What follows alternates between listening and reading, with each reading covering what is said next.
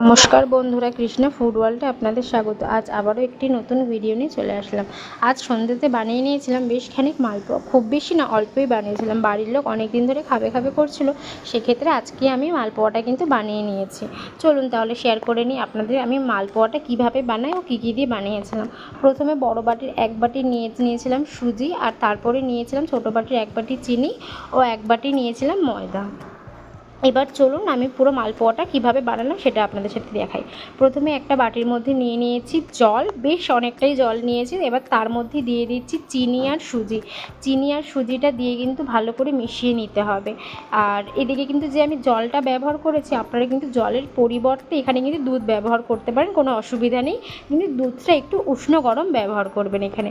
এবার কিন্তু আমি সুজিটা আর চিনিটা গলার জন্য একটা ঢাকনা দিয়ে 5 মিনিট ঢেকে রেখেছিলাম।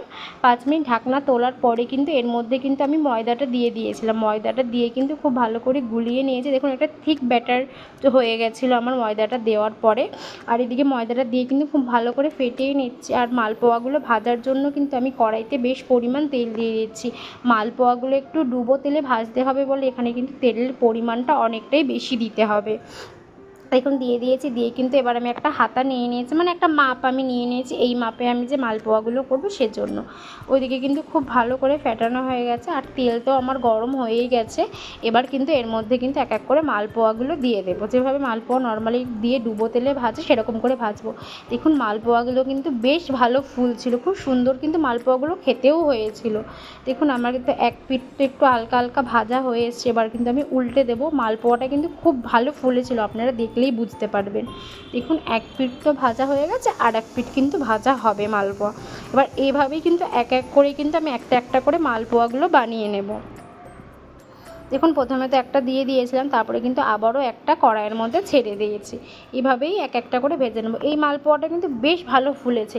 মালপোয়া যে কটা আমি করেছিলাম সব কটা মালপোয়াই কিন্তু আমার ফুলেছিল, খুব ভালোই ফুলেছিল মালপোয়াগুলো।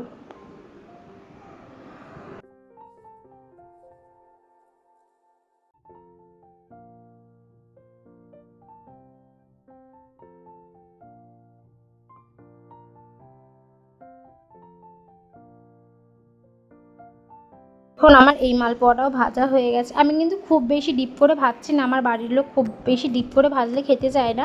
সেক্ষেত্রে একটু হালকা ভাজাই, মানে ভেতরটা যেন সেদ্ধ হয়ে যাবে সেরকম করে ভেজে নিয়েছি। আর এক এক করে কিন্তু সব কটাই মালপোয়া আমার ভাজা হয়ে গেছিলো। আর দেখুন মালপোয়াগুলো কিন্তু দেখতে খুব সুন্দর হয়েছিলো, খেতেও কিন্তু দারুণ হয়েছিল। আর আপনাদের ভিডিওটা ভালো লাগলে like, comment, share and subscribe করতে কিন্তু একদমই ভুলবেন না।